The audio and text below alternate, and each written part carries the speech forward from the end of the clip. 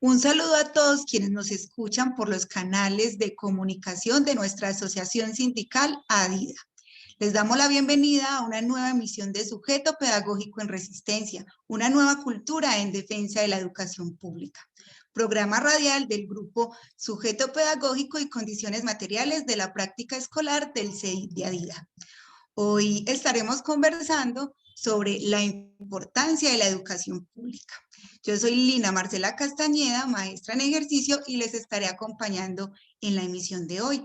También está por acá con nosotros Diana Lucía Pérez. Buenas noches, Diana, ¿cómo estás?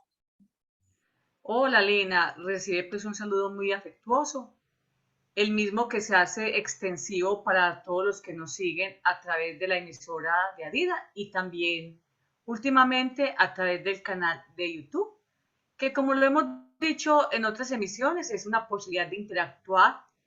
Nosotros, decirles a los que nos siguen que este programa es pregrabado, pero el día de la emisión nosotros estamos pendientes de los saludos, de los comentarios que a bien nos dejen por allí. Entonces, ese canal de YouTube nos posibilita también un acercamiento a la amable audiencia y el programa, porque el programa debe fortalecerse en la medida en que interactúa con la comunidad educativa en general. Pues bien, este programa que es hecho de maestros, para maestros, pero no solamente para maestros, sino para toda la comunidad educativa en general.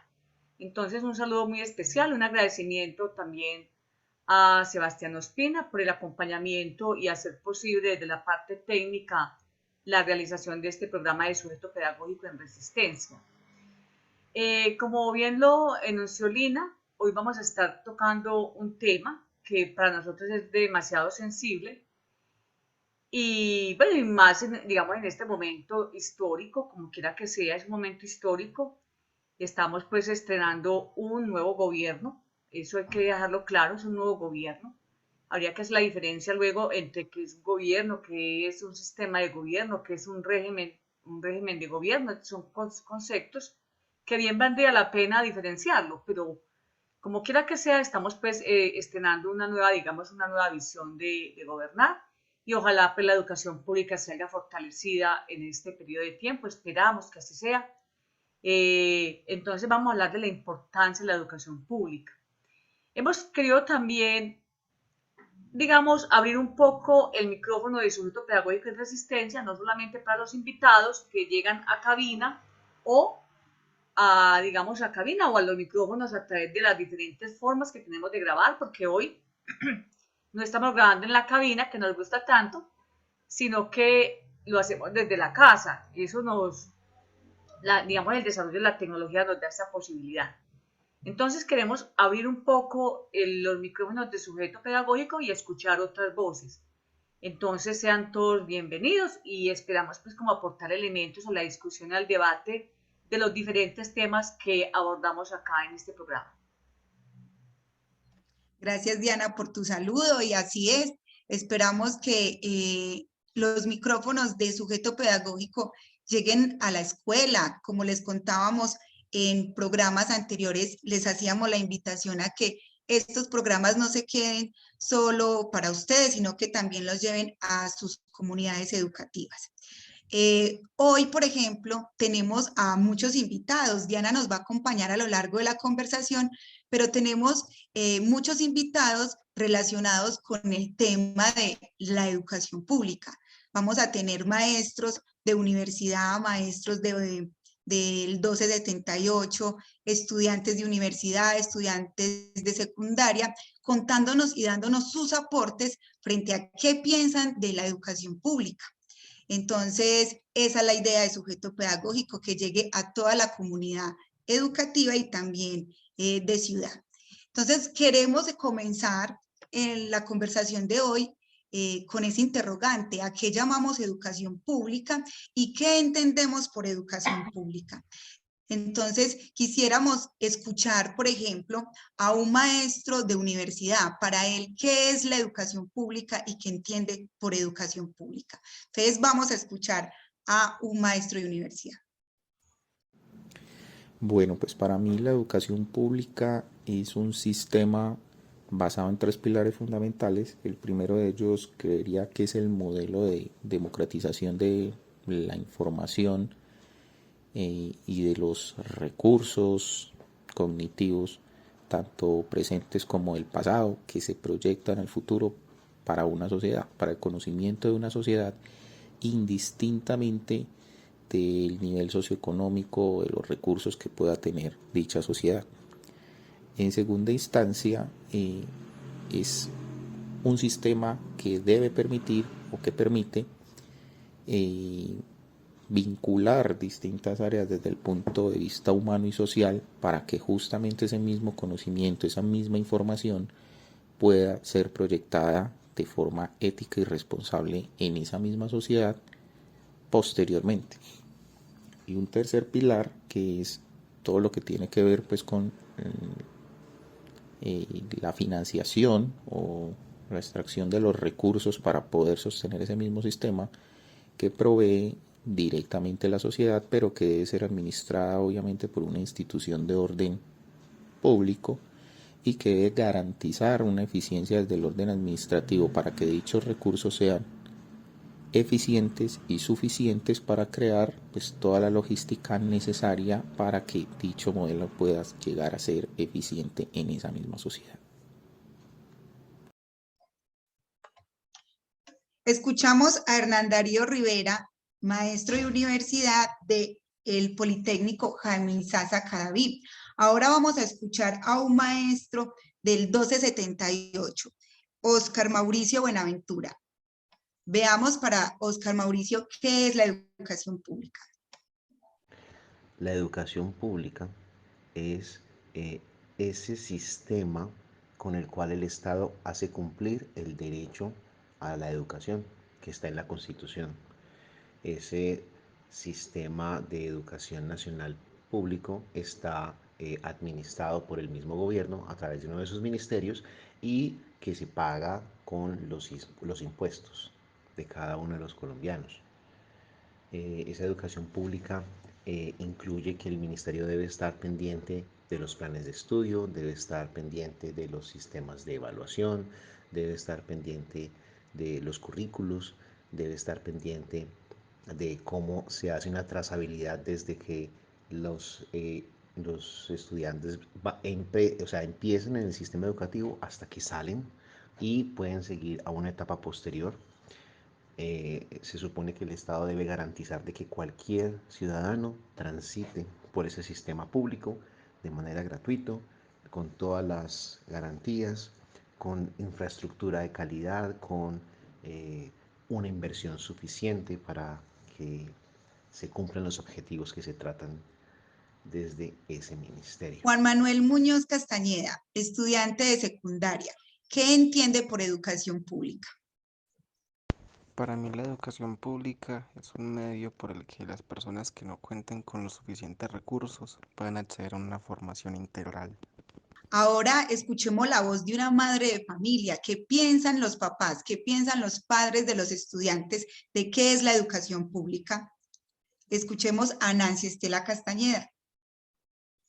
Para mí la educación pública es una educación accesible, es una educación igualitaria, es una educación que no discrimina, donde absolutamente todas las personas pueden acceder a esto. Bueno, al inicio escuchamos a un profesor del 1278, pero ahora está con nosotros Mauricio Patiño. Él es maestro de primaria del sector rural. Escuchemos, Mauricio, ¿qué piensa de la educación pública? La educación pública es el derecho que tiene toda una población de acceder al conocimiento, sin que haya ningún tipo de discriminación. Esta educación debe ser gestionada y financiada por el Estado. Bueno, y los estudiantes de universidad, ¿qué piensan de la educación pública? Ellos que tanto han dado la batalla por esta defensa de la educación. ¿Qué piensa un estudiante de universidad? Miremos a Santiago Galeano, ¿qué piensa al respecto? Buenas noches, compañeros y compañeras. La educación pública para mí es es el Sistema Nacional de Gobierno que implementa o gestiona la educación con recursos del Estado. Y en ese sentido, no entra ningún ente privado a regular o a hacer participación en ella, tanto económica como educativa. Sin embargo, plantearlo solo en términos de educación pública podría llevarnos a un autoengaño, aunque es necesario emprender una lucha por él. ¿Sí? ¿Por qué un autoengaño? Porque la lucha por el solo acceso a la educación se queda corta en el sentido de qué tipo de educación reciben nuestros niños, nuestros jóvenes, y para qué sentido se recibe esa educación. Entonces, si bien la educación tiene que estar financiada por el Estado, también tiene que haber unas políticas que tracen un lineamiento, que en ese caso son los lineamientos curriculares, que brinden a la sociedad un tipo de sujeto con una formación o una educación específica. Por eso señalo que se queda corto en términos de si no se cuestiona el currículo, si no se cuestionan los lineamientos de educación, la tarea, ¿cierto? O la búsqueda de una educación pública quedaría a medio camino. Bueno, estas fueron las voces de nuestros radioescuchas, muchos de ellos son seguidores fieles de Sujeto Pedagógico en Resistencia. Vamos a ir a una pausa y ya vamos a retomar con la importancia de la educación pública. Ya regresamos.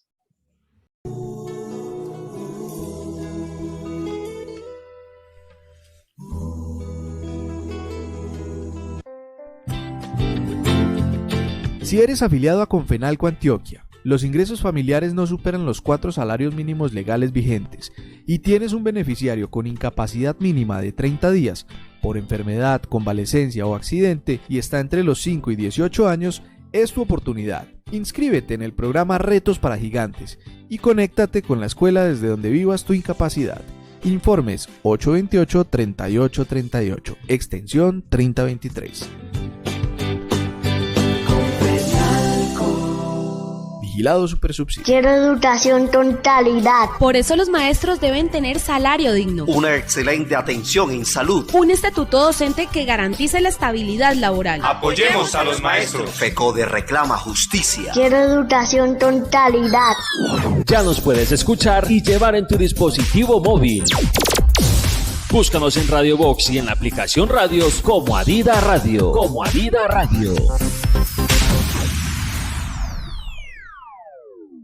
En sus 30 años, el Fondo Nacional de Prestaciones Sociales del Magisterio sí es viable y sostenible. Los docentes exigimos al gobierno cumplir los acuerdos firmados, así garantizar un régimen pensional y prestacional digno y un óptimo servicio de salud. Por nuestro futuro y el de nuestras familias, defendemos nuestro fondo. Unidos, vamos con FECODE.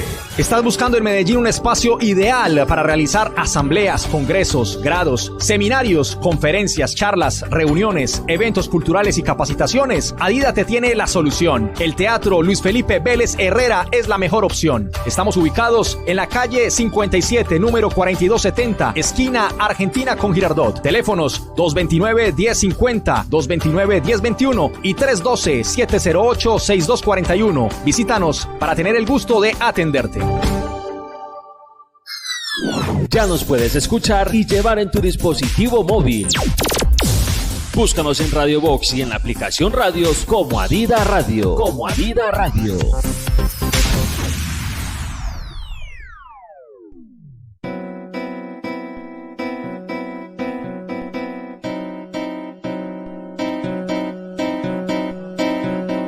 Freire, siempre Freire, miércoles 6 de la tarde y sábados 4 de la tarde por la emisora virtual de Adida, radio.adida.org.co. En Radio Box y en la aplicación Radios nos encuentras como Adida Radio. Freire, siempre Freire, en defensa de la educación pública. Ya estamos de vuelta. Siga junto a nosotros.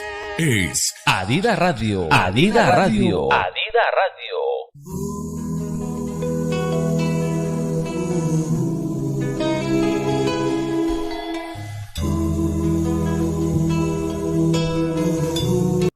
Continuamos con Sujeto Pedagógico en Resistencia, una nueva cultura en defensa de la educación pública.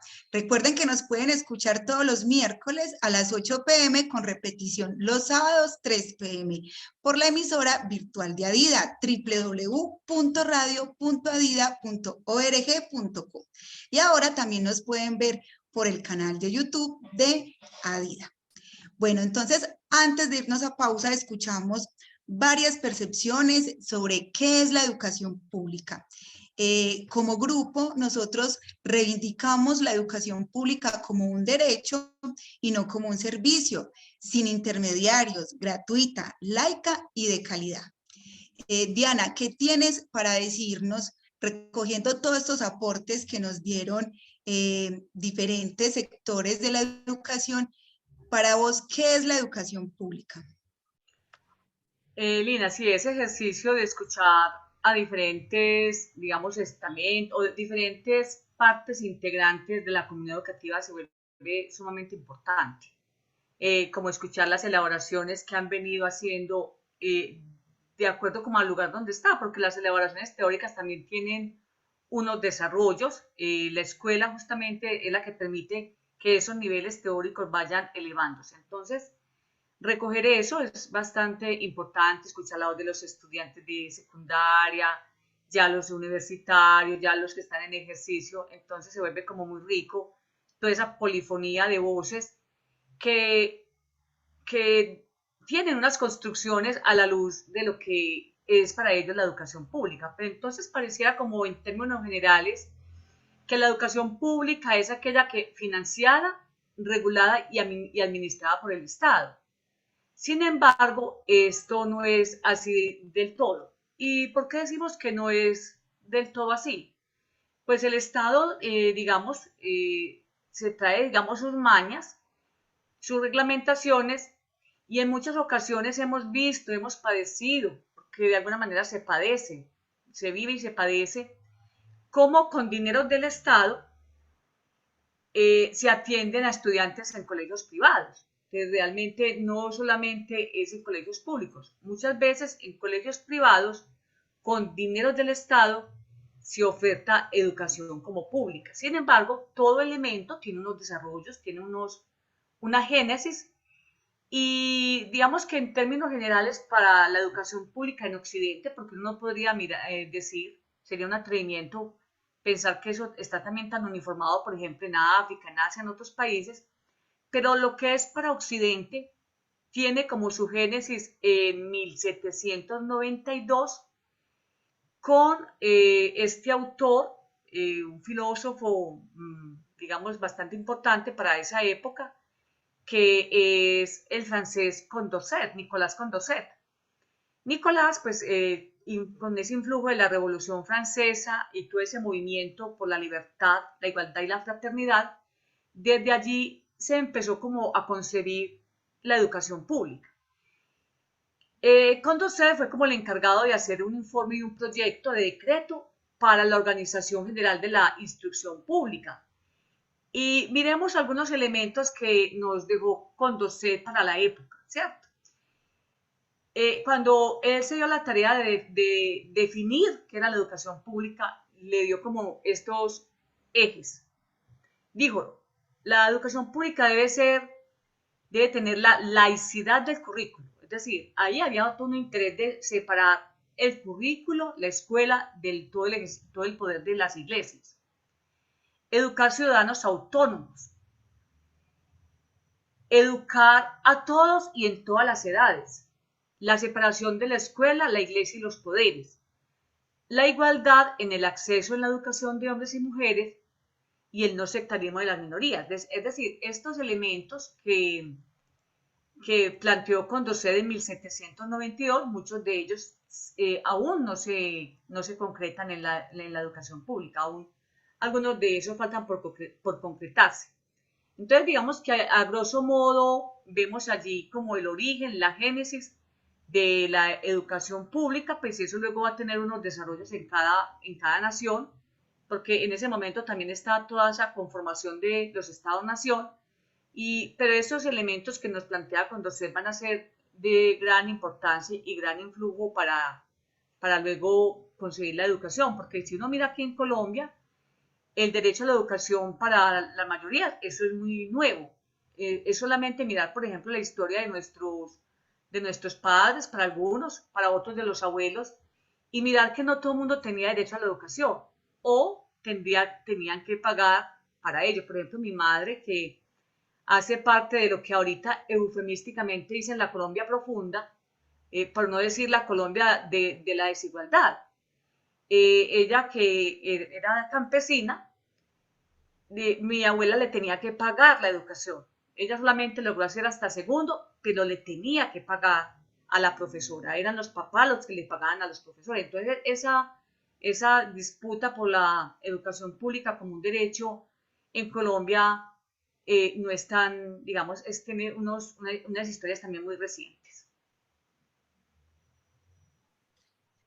Bien, Diana, pues yo creo que es preocupante que en 1792 ya se estuviera hablando de laicidad, el currículo más libertario, o sea, la igualdad entre todos, y que hasta hoy todavía tenemos las mismas consignas. Entonces, ¿qué sabemos de cuándo se inicia la lucha en Colombia de la educación pública? En programas anteriores habíamos hablado del movimiento pedagógico y creo que esto se conecta mucho con el tema de hoy, y ahí nos contaban los invitados que habían comenzado unas luchas grandes por el fortalecimiento de la educación pública, y se dieron unas reivindicaciones muy grandes en esas luchas.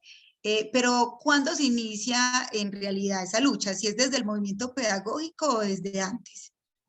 Yo creo que, bueno, digamos que en términos generales, pues uno abarcar la historia sería pues como muy denso. Es más, luego podríamos mirar como época, ¿cierto? Mirar cómo se da esa lucha por la educación en determinadas épocas, por ejemplo, la época de la colonia, la época prehispánica, etcétera, etcétera. Como lo dije ahorita, si uno mira esa historia reciente, muchos de nuestros papás, para poder estudiar, tuvieron que pagar de su pecunio a la profesora. Es decir, la profesora no tenía ninguna contratación del Estado ni nada, sino que se reunían en, digamos, ciertas familias y pagaban al profesor para que les enseñara. Sin embargo, con la Constitución de 1991, se abre como un nuevo capítulo para la educación en Colombia, y sobre todo, pues queremos puntualizar la educación preescolar, básica y media. Ya otro tanto tendríamos que decir de la educación pues, de las universidades y todas sus luchas, que bien daría como un capítulo aparte para hacer esos planteamientos. Pero quiero que miremos con detenimiento, un poco con detenimiento, el artículo 67 de la Constitución de 1991. Ahora, el 91, sobre todo los 90, se va a convertir también en un espacio, un momento histórico social, digamos, como muy importante para el estudio, para entender por qué la educación tiene que ser peleada en estos momentos, porque en la época de los 90 se hace toda esa apertura neoliberal, y la Constitución de 1991, si bien tiene un marco supuestamente democrático, porque es producto también, digamos, de unas negociaciones y la participación digamos, de las fuerzas vivas de ese momento de Colombia, ahí quedaron, digamos, lo que llamamos zanahoria y garrote. Hay cosas muy importantes, pero cosas también muy preocupantes. Entonces miremos el artículo 67 y leámoslo despacio. Dice así: la educación es un derecho de la persona. Y dice después, y un servicio público que tiene una función social. Es un derecho de la persona y un servicio público. Y todos sabemos que los servicios públicos hay que pagarlos. Pues mire que el agua es un servicio público. Y el agua cada mes nos llega una factura para pagar. Y así, los buses es un servicio público, pero sin embargo para poder acceder a él hay que pagar. Entonces, digamos que ahí cuando se considera la educación como un servicio público es porque también se está pensando en conceptos de mercado, en oferta y demanda. Eso no lo dicen, pero para un buen entendedor hay que leer bien y se sacan de aquí las conclusiones. Luego hay un punto y coma y dice, con ella se busca el acceso al conocimiento, a la ciencia, a la técnica y a los demás bienes y valores de la cultura. Pero luego nos va a decir que el Estado, la sociedad y la familia son responsables de la educación, que será obligatoria, óigame esto, que será obligatoria entre los 5 y los 15 años de edad. Es obligatoria entre los 5 y los 15 años de edad. Decía, antes de los 5 y después de los 15 ya no es obligatorio. Pero mire que nos dieron que el Estado, la sociedad y la familia, o sea que a una familia también se le obliga a que eduque a sus niños, que los matricule. ¿En qué edad? En los 5 a los 15 años de edad. Y que comprenderá como mínimo un año de preescolar y 9 de educación básica. E incluso eso ha sido, digamos, uno de los elementos de pelea de FECODE, que se reconozca con plenas garantías para los niños y también para los trabajadores de la educación 3 años de preescolar, porque desde la Constitución del 91 solo quedó garantizado un año. De la pelea es para que eso se abra más, porque ¿qué pasa con la educación antes de ese grado de preescolar? Es totalmente privada y digamos que es un campo, digamos, de mucha más explotación para los maestros que atienden a este sector de la población.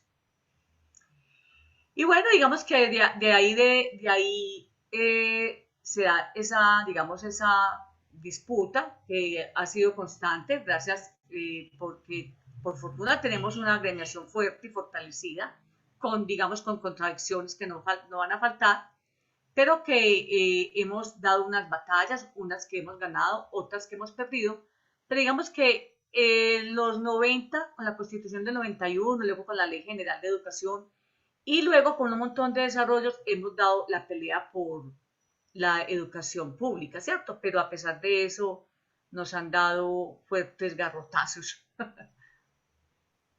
Bien, Diana, creo que con eso que nos cuentas de del preescolar, de cómo los 3 años de preescolar no están garantizados desde la Constitución, nos das un avance en lo que quiero o pretendo que sigamos hablando sobre la intermediación, que creo que es uno de los fundamentales ataques o amenazas de la educación pública.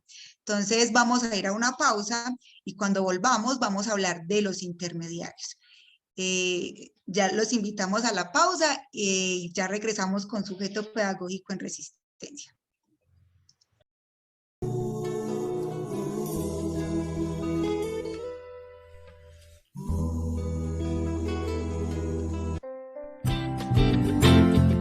Si eres afiliado a Confenalco Antioquia, los ingresos familiares no superan los 4 salarios mínimos legales vigentes y tienes un beneficiario con incapacidad mínima de 30 días por enfermedad, convalecencia o accidente y está entre los 5 y 18 años, es tu oportunidad. Inscríbete en el programa Retos para Gigantes y conéctate con la escuela desde donde vivas tu incapacidad. Informes 828-3838, extensión 3023. Vigilado Supersubsidio. Quiero educación totalidad. Por eso los maestros deben tener salario digno. Una excelente atención en salud. Un estatuto docente que garantice la estabilidad laboral. Apoyemos a los maestros. FECODE reclama justicia. Quiero educación totalidad. Ya nos puedes escuchar y llevar en tu dispositivo móvil. Búscanos en Radio Box y en la aplicación Radios como Adida Radio.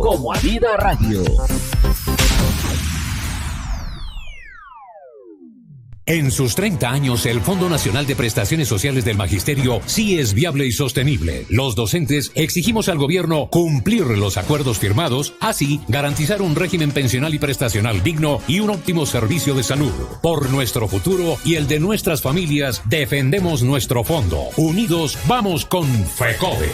¿Estás buscando en Medellín un espacio ideal para realizar asambleas, congresos, grados, seminarios, conferencias, charlas, reuniones, eventos culturales y capacitaciones? Adida te tiene la solución. El Teatro Luis Felipe Vélez Herrera es la mejor opción. Estamos ubicados en la calle 57, número 4270, esquina Argentina con Girardot. Teléfonos 229-1050, 229-1021 y 312-708-6241. Visítanos para tener el gusto de atenderte.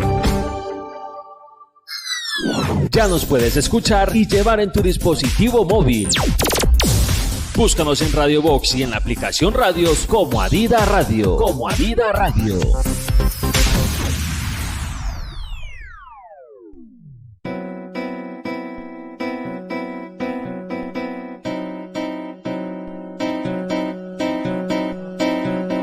Freire, siempre Freire. Miércoles 6 de la tarde y sábados 4 de la tarde por la emisora virtual de Adida. Radio.adida.org.co. Radio.adida.org.co. En Radio Box y en la aplicación Radios nos encuentras como Adida Radio. Adida Radio. Freire, siempre Freire. En defensa de la educación pública. Ya estamos de vuelta. Siga junto a nosotros. Es Adida Radio. Adida Radio. Adida Radio.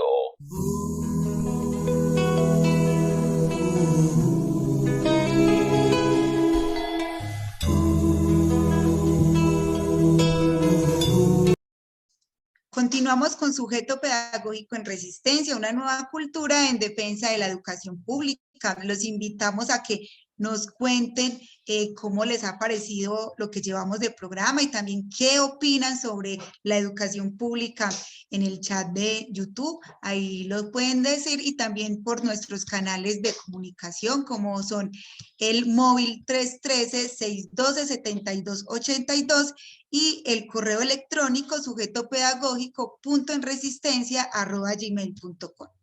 Bueno, entonces les decía que comencemos a hablar de la intermediación.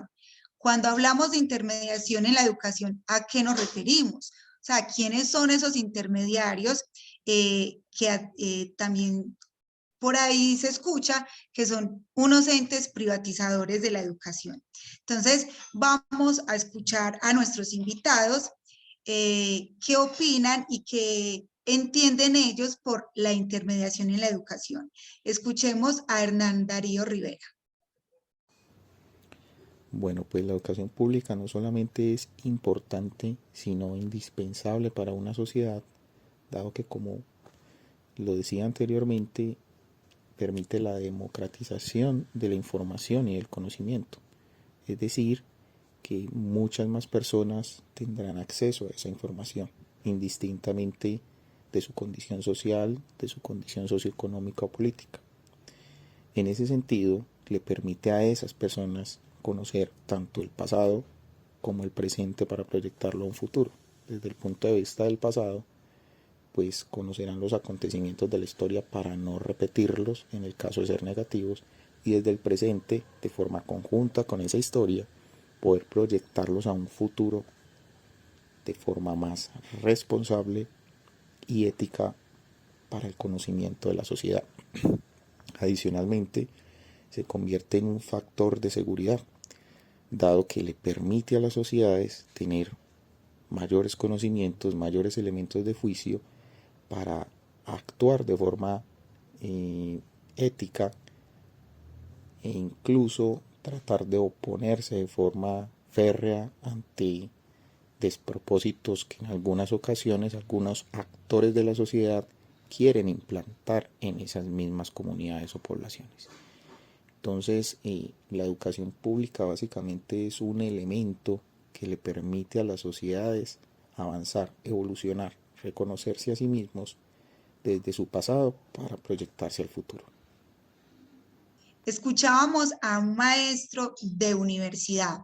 Ahora, ¿qué opina Óscar Mauricio Buenaventura, maestro de secundaria, sobre la intermediación de la educación. La intermediación es cuando el Estado no contrata directamente a las personas, no las capacita, sino que va con un tercero que cumple un pliego de requisitos y que también, digamos que a veces pierde su meta o pierde el objetivo por estar metido en un esquema burocrático para cumplir requisitos y que muchas veces lo que hace es que el sistema tenga sobrecostos.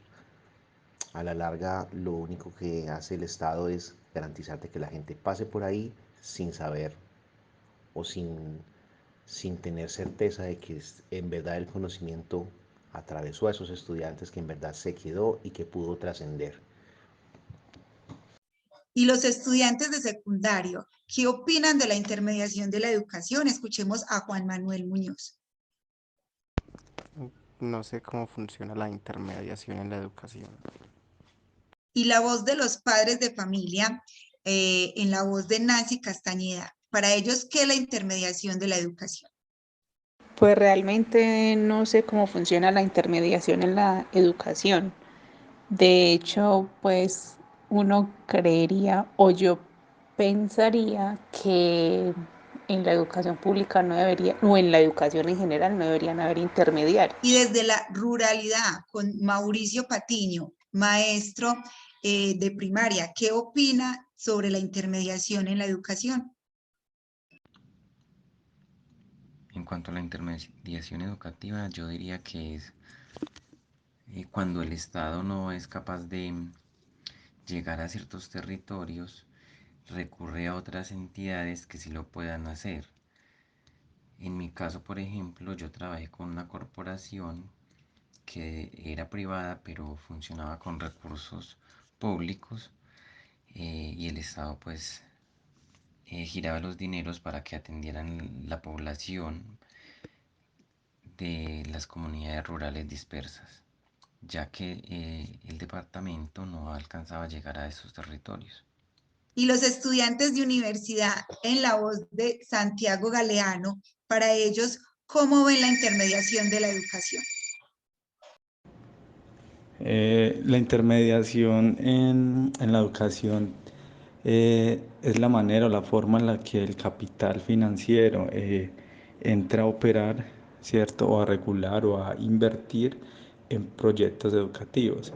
Entonces, en el caso nuestro de la universidad, es como el sector privado cada vez más solicita tipos de estudios o algunos recursos de conocimiento a cambio pues de parte del sostenimiento de la universidad. Ese proceso de intermediación del capital lleva una parte precisamente o niega ese deber ser de una educación pública y pone esa educación al servicio del capital. ¿Qué se investiga y cómo se investiga? Y qué carreras se privilegian en ese proceso terminan siendo determinadas por, valga la redundancia, por el capital. Entonces, pues a grosso modo sería ese el funcionamiento en términos generales de cómo funciona la intermediación en la educación. Escuchamos a nuestros invitados sobre qué piensan y qué saben sobre la intermediación en la educación. Diana, cuéntenos, por ejemplo, ¿nos puedes dar leyes o decretos que ahonden en ese camino de la privatización? O sea, es decir, que abran un camino a los intermediarios y atenten contra la educación pública. ¿Qué nos puedes aportar al respecto? Bueno, Lina. Bueno, escuchando pues como los audios, las intervenciones de los diferentes invitados, de aquellos que han aceptado dejar su voz acá en el programa, me parece como muy importante destacar algunas cosas. Digamos que, claro, uno va viviendo y va estructurando elementos. Por ejemplo, el estudiante honestamente decía, no, yo no sé cómo, el estudiante de colegio decía, yo no sé cómo funciona la intermediación. Claro, es que digamos que en este momento para él no es una preocupación. Pero digamos que ya un maestro del 1278 decía, yo trabajé en un colegio de cobertura, y él decía algo muy interesante. Decía, pensaba que esa educación con intermediarios llegaría a aquellos lugares donde el Estado no podía llegar, supuestamente, pero uno no se explica cómo el Estado no puede llegar a algún lugar. Sin embargo, digamos que en su momento esa fue como la presentación y la excusa para implementar toda esa política de cobertura, que así se conoció, la política de cobertura. Y digamos que en las ciudades, en pleno corazón de las ciudades, funcionaba y funcionaban y funcionan aún, porque digamos que ese lastre no lo hemos podido derrotar 100%. En pleno corazón de las ciudades funcionaban colegios de cobertura. Eran colegios públicos. Habían diferentes modalidades, porque incluso dentro de un colegio público podían haber 1 o 2 aulas que trabajaban con cobertura. Es decir, el Estado les entregaba la plata a un alguien, podía ser a un amigote, a un cliente, le entregaba una plata para que él la administrara y contratara a los educadores. Entonces, simplemente los estudiantes, los padres de familia llevaban el niño allí y no se daban cuenta de todo, digamos, todo ese trasfondo que se concretaba en esas formas. Otras veces le entregaban colegios enteros o, digamos, algunos intermediarios tenían sus plantas físicas, las construían y simplemente les entregaban esas platas. Yo creo que muchos maestros que estuvimos trabajando, que tuvimos esos brazos sueltos en la década de los 90, 98, 90 y algo, 2000, muchos de ellos trabajamos antes de vincularnos con ese estatuto 278, muchos trabajamos en la figura de cobertura y sabemos cómo funciona. Pero bueno, entonces, digamos, atendiendo a tu pregunta, ¿qué decretos, digamos, van a posibilitar toda esta implementación, toda esta política? Porque en última instancia es una política educativa, la política de la privatización de la educación. Como dijimos ahorita, tiene sus orígenes en la norma de normas, que es la Constitución del 91, que concibe la educación como un servicio. Es un derecho personal, pero lo concibe como un servicio.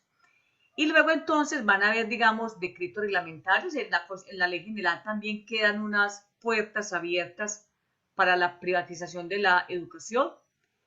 Y luego pues van a haber cosas mucho más palmarias, como es, por ejemplo, el acto legislativo 01, que le quita dineros a algunos elementos, entre ellos a la educación. Hemos dicho que en estos 20 años la educación pública ha dejado de percibir alrededor de 80 billones de pesos para el financiamiento. Por eso no es extraño que hoy vemos unas plantas totalmente derruidas, no se ha dado mantenimiento, no se han construido, gravísimo eso, no se han construido, digamos, plantas, infraestructura, en la medida en que viene creciendo la población. Eso es gravísimo. 2, se pasó de atender en una sola jornada, anteriormente solamente teníamos una jornada, a atender 2 y 3 jornadas en una misma planta. Eso es producto de toda esta embestida neoliberal en la educación. Luego entonces con el acto legislativo 01 es otra estocada, luego con la ley 715 es otra, digamos, otra ley que va, digamos, afilando, digamos, apretando esas tuercas y esos tornillos para toda la implementación. Y más recientemente tenemos el decreto 2355 del 2009 que reglamenta pues la entrega de los colegios en 3 figuras. Concesión del servicio educativo, la contratación de la prestación del servicio educativo y la administración del servicio educativo con las iglesias y las confesiones religiosas. Digamos que FECODE y los sindicatos filiales, a través de sus organismos, los CEID, los centros de investigaciones docentes, ha tratado mucho este tema. Incluso yo quiero dejar referenciado acá un artículo muy interesante que encontramos en la revista Educación y Cultura, enseguida les doy el número, un artículo de Jairo Estrada Álvarez, y también nosotros, obviamente, como sujeto pedagógico, tenemos toda una lectura de esa reglamentación. Este artículo de Jairo Estrada Álvarez se llama Privatización y mercantilización de la educación pública estatal, otra muerte anunciada a propósito del decreto 2355 del 2009, y Jairo Estrada en este artículo lo que está haciendo es, que nosotros también lo hicimos, es una coincidencia, que nosotros también lo hicimos como grupo de investigación al interior del CEIR, cómo es esa articulación entre el 2355 del 2009 y la 1329 que le cambia el carácter al ICFES. El ICFES, como lo dijimos en programas pasados, ya no es ese Instituto Colombiano para el Fomento de la Educación Superior, sino que es una entidad privada, casi que privada del Estado, que debe, digamos, autofinanciarse. Y se va a autofinanciar con toda la implementación de la evaluación, que en última instancia va a calificar a las instituciones en buenas, malas, irregulares, porque si son muy malitas y no mejoran, serán entregadas bajo una de estas modalidades. Eso, digamos, eso está ahí, nosotros le hemos dicho muchas veces, a grosso modo, pues Lina es una, digamos, muy a grosso modo, es una mirada rápida a todas esas políticas que se concretan en decretos, en leyes, en circulares y demás, que vienen afilando y afinando toda esa política de la privatización de la educación. Bien, Diana, pues en ese recuento que nos haces, vemos cómo esa privatización de la educación no afecta a la educación misma como tal, ¿cierto? Sino que también ahí va la labor del docente, ¿cierto? Empieza a estar también ahí en juego. Ahora que mencionabas cómo una planta física ya no atiende solo a una jornada, sino que atiende a 3, podríamos entender por qué las plantas físicas ahora están como están, ¿cierto? En las últimas semanas hemos visto colegios donde los estudiantes se han tenido que tomar y hacer jornadas de protesta porque literalmente se está cayendo la infraestructura de sus instituciones. Y es porque pues simplemente más uso, pero menos inversión, porque también nos contabas cómo han sido pues la disminución del presupuesto para la educación pública. Bueno, entonces los invitamos. Disculpame, Lina, incluso ahí, digamos, destacar y resaltar una de esas consignas de los estudiantes que están viendo con preocupación ese tema de la infraestructura, porque realmente está en amenaza la integridad y la seguridad de los estudiantes, de los profesores y de toda la comunidad que converge allí. Ellos decían, si los colegios se caen, los estudiantes se levantan. Es que no hay otro camino. No hay otro camino que el de levantarnos a exigir nuestros derechos. Por más que la Constitución haya decretado la educación como un servicio, nosotros, los maestros, los estudiantes, los padres de familia, seguiremos defendiendo la educación como un derecho de todos. Y como derecho la defenderemos. Así es, Diana. Igual también, por ejemplo, les cuento una anécdota que me pasó hoy. Un papá fue muy enojado porque yo no sabía que su hijo había faltado porque estaba enfermo y él había hecho una excusa. Yo soy maestra de secundaria, los maestros de secundaria me van a entender, nosotros atendemos aproximadamente 500 a 600 estudiantes, ¿cierto? Porque tenemos varios grupos a cargo y cada uno está aproximadamente 35, 40 estudiantes. Cuando le expliqué esto al papá, el papá pues me dijo, qué vergüenza con usted, profe, yo pensé que usted solamente tenía 40 niños, ¿cierto? Entonces desde ahí también se ve la falencia y él me decía, no, con razón la educación está como está, ¿cierto? Un profesor para tantos. Entonces todo esto empieza a hablar sobre esa privatización. Los invitamos a una pausa y ya volvemos con Sujeto Pedagógico en Resistencia, una nueva cultura en defensa de la educación pública.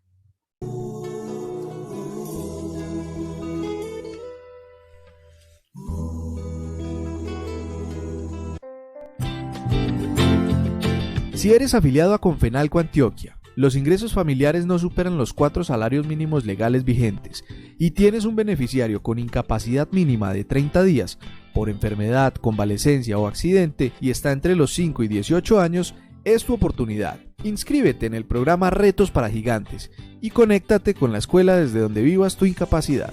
Informes 828-3838, extensión 3023. Vigilado Supersubsidio. Quiero educación totalidad. Por eso los maestros deben tener salario digno. Una excelente atención en salud. Un estatuto docente que garantice la estabilidad laboral. Apoyemos a los maestros. FECODE reclama justicia. Quiero educación totalidad. Ya nos puedes escuchar y llevar en tu dispositivo móvil. Búscanos en Radio Box y en la aplicación Radios como Adida Radio. Como Adida Radio. En sus 30 años, el Fondo Nacional de Prestaciones Sociales del Magisterio sí es viable y sostenible. Los docentes exigimos al gobierno cumplir los acuerdos firmados, así garantizar un régimen pensional y prestacional digno y un óptimo servicio de salud. Por nuestro futuro y el de nuestras familias, defendemos nuestro fondo. Unidos, vamos con FECODE. ¿Estás buscando en Medellín un espacio ideal para realizar asambleas, congresos, grados, seminarios, conferencias, charlas, reuniones, eventos culturales y capacitaciones? Adida te tiene la solución. El Teatro Luis Felipe Vélez Herrera es la mejor opción. Estamos ubicados en la calle 57, número 4270, esquina Argentina con Girardot. Teléfonos 229-1050, 229-1021 y 312-708-6241. Visítanos para tener el gusto de atenderte. Ya nos puedes escuchar y llevar en tu dispositivo móvil. Búscanos en Radio Box y en la aplicación Radios como Adida Radio. Como Adida Radio.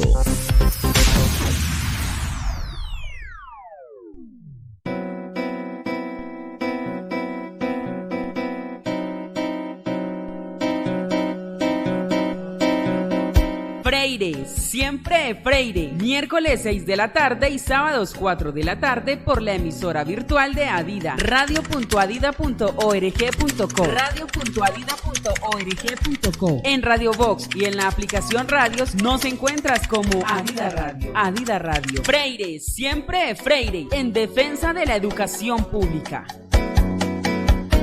Ya estamos de vuelta. Siga junto a nosotros. Es Adida Radio. Adida Radio. Adida Radio.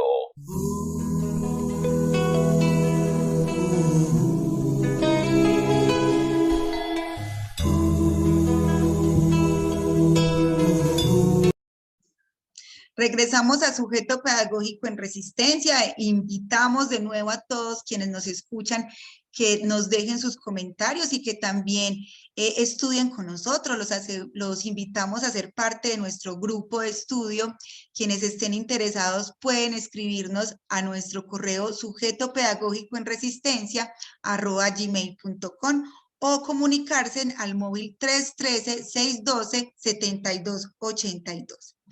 Bueno, entonces estábamos hablando de intermediación y ya para terminar nos parece importante saber para qué necesitamos la educación pública, para qué es esencial en la vida de todo ciudadano la educación pública. Entonces escuchemos a nuestros invitados de la noche de hoy para ellos por qué es importante la educación pública. Entonces, escuchemos a Hernán Darío Rivera. En lo que tiene que ver con la intermediación de los recursos de la educación, a pesar de no estar plenamente familiarizado, creo que es un proceso, un modelo, en este caso que está enfocado en la descentralización de dichos recursos del Estado para hacerlos llegar a un operador, es decir, a un prestador de servicios educativos, pero que aunque inicialmente está planteado desde el punto de vista del modelo de eficiencia administrativa, lo que permite es que esos recursos se drenen a través de un tercer elemento. Es decir, hay un puente de interconexión entre el Estado y la institución educativa, y ese tercer elemento lo que hace es absorber parte de esos recursos, comisionar por el préstamo del servicio, tomar parte de esos recursos, y al tomar parte de esos recursos, pues básicamente termina llegando una porción inferior al operador específico, en este caso a los colegios o la entidad que corresponda. Adicionalmente, lo que se hace es burocratizarse el proceso administrativo y brindarse la posibilidad de que se incrementen los procesos de corrupción. Entonces, finalmente, la intermediación no es tan proactiva como se quiere hacer ver, y lo que termina es favoreciendo que se diluyan los recursos y que, por tanto, el préstamo del servicio educativo pueda llegar a ser potencialmente de una menor calidad en cuanto a lo que tiene que ver con la eficiencia y la suficiencia de los recursos que provienen del Estado. Muy bien, ahora vamos a escuchar a Oscar Mauricio Buenaventura, maestro de secundaria. Es importante que el Estado le garantice a cada ciudadano el acceso a la educación, desde las edades tempranas hasta la edad de adulto joven, adulto mayor. Es muy importante que el sistema esté abierto para todos, porque es la forma como la población puede acceder a un mínimo de conocimiento que le permita competir en un sistema capitalista, que le permita innovar, que le permita crear empresa, que le permita, mediante el conocimiento, llegar a subsistir, llegar a poder solucionar los problemas que están en su entorno, y adicional a eso, mejorar la convivencia entre los ciudadanos, porque entre más educación se podría suponer que la convivencia debería mejorar. El conocimiento es la manera como las personas pueden argumentar, cómo pueden debatir, y no simplemente a falta de argumentos ir a la violencia o a los golpes. Y para nuestros estudiantes de secundaria, ¿por qué es importante la educación pública? La educación pública me parece muy importante porque al ser un medio de formación que no discrimina ni entre razas, ni entre estados económicos, ni nada de esas cosas, es una vía muy importante y muy necesaria para poder llegar a una equidad en la sociedad.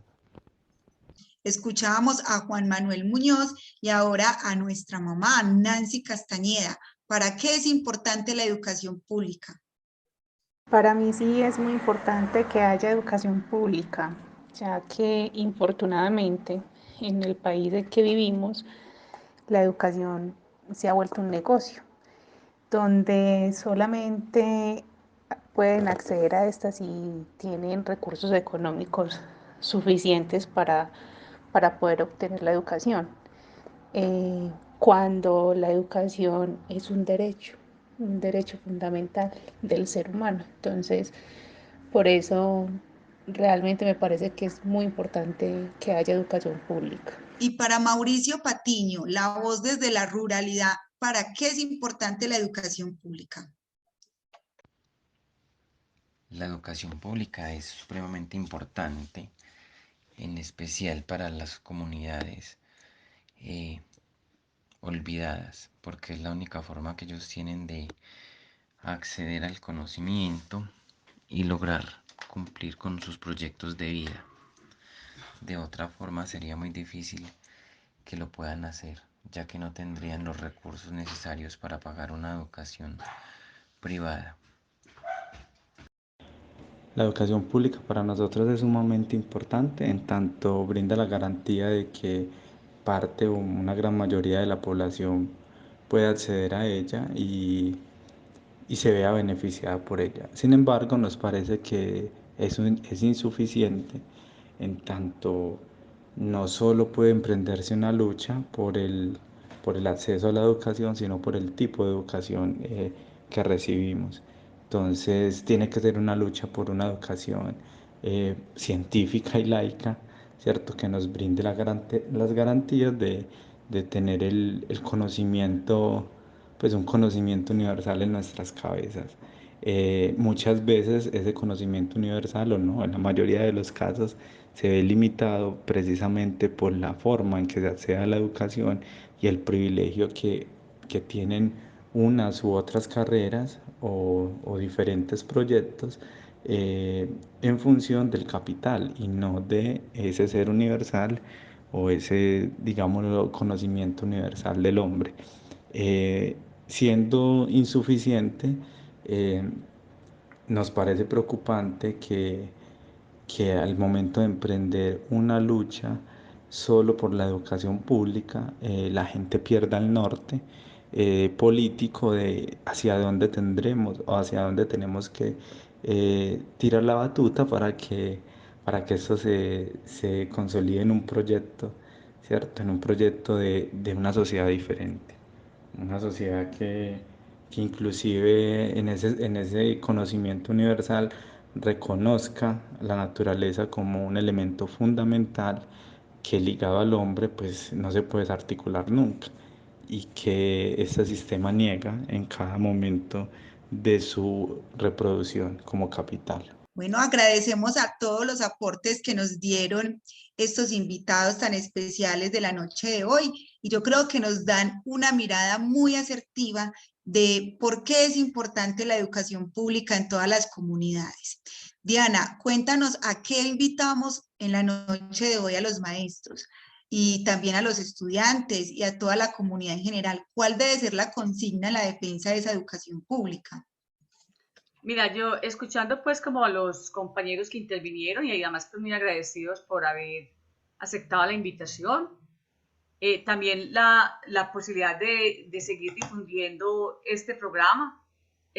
Antes de contestarte, yo había hecho una promesa que incumplí. Yo quería referenciarles la revista de Educación y Cultura, pues que obviamente la encontramos digital, sino buscar Educación y Cultura, la revista de FECODE.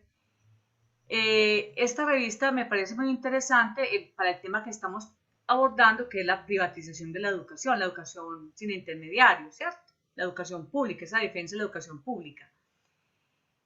Esta es la revista número 87 y digamos que su tema principal es la privatización de la educación en Colombia y Chile, porque van a ser pues como ese abordaje de cómo esa política neoliberal ha hecho pues cauce en estos dos países, digamos, mirados en esta revista. Entonces les dejo pues la revista para que la quieran consultar.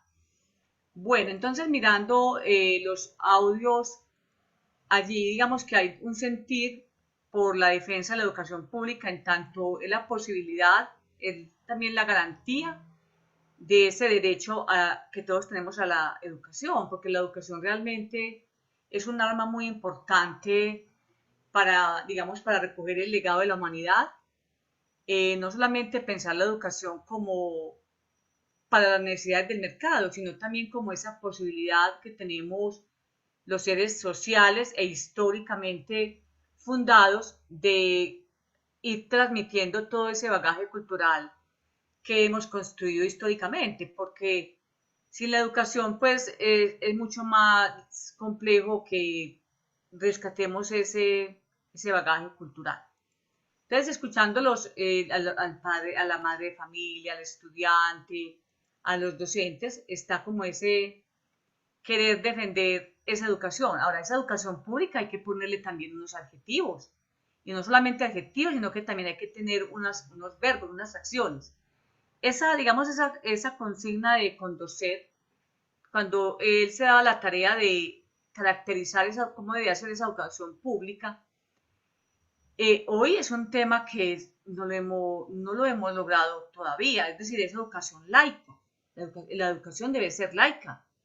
La separación de poder, es decir, la no injerencia de las iglesias frente al acto educativo, la plena autonomía, la libertad de cátedra.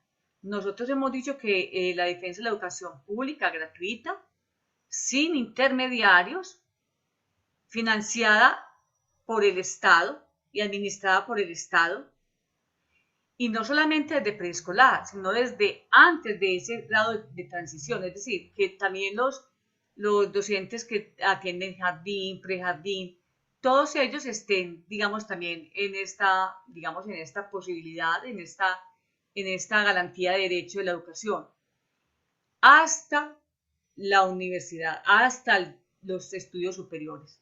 Es decir, esa debe ser la pelea, una educación gratuita, financiada por el Estado, sin intermediarios, laica y de calidad.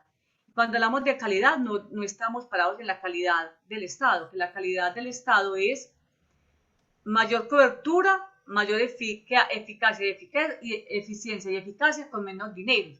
La educación requiere una alta inversión y eso nos dará pues la posibilidad también de tener un vuelo alto en esa construcción de sujetos que necesitamos para el cambio y las transformaciones necesarias ante este oprobioso sistema. Muy bien, Diana, hacia esa transformación y hacia la nueva cultura. Diana, con esto último que cuentas de cómo es esa educación pública que necesitamos y que también anhelamos, introduces un tema muy importante que es que sea laica, ¿cierto? Y precisamente es el tema que queremos traerles para la próxima semana. Entonces, los invitamos a todos quienes nos escucharon y nos vieron hoy para que la próxima semana nos acompañen a conversar sobre la educación laica.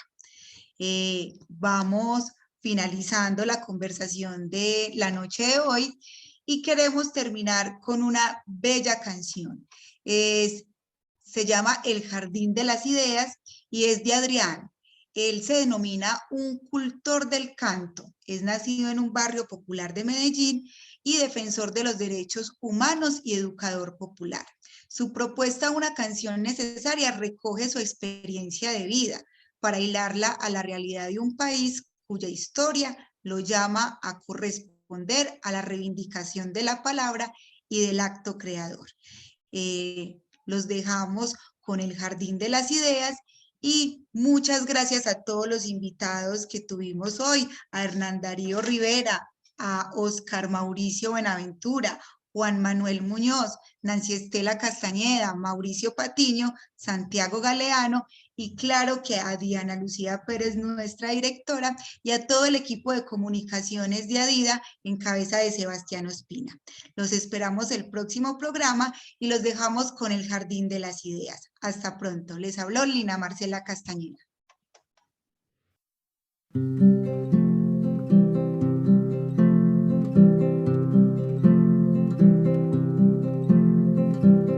En un pedazo de tierra germinarán las ideas,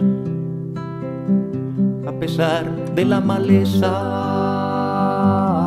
habrá de dar la pelea. El que floreció contigo con guitarra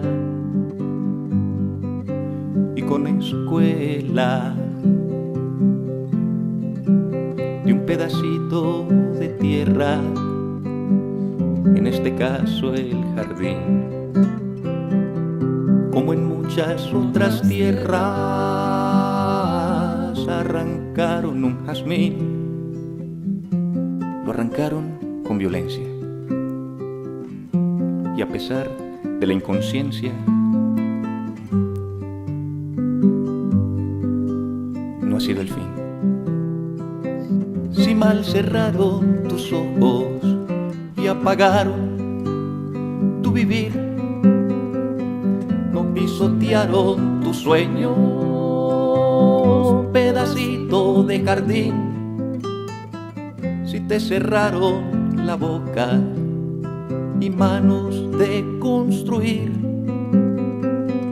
no pisotearon tus sueños, pedacito de jardín. No pisotearon tu sueño, pedacito de jardín. Como una gota de agua ayer, evaporaron un sueño y llegó hasta lo más alto. Quise decir lo más bello, se hizo amigo del destello y hoy nos cae por millares. Decidió romper la nube para regar nuestro suelo.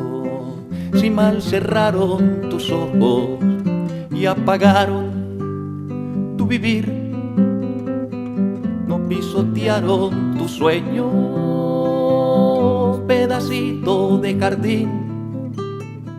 Si te cerraron la boca y manos de construir, no pisotearon tus sueños, pedacito de jardín. No pisotearon tu sueño, pedacito de jardín.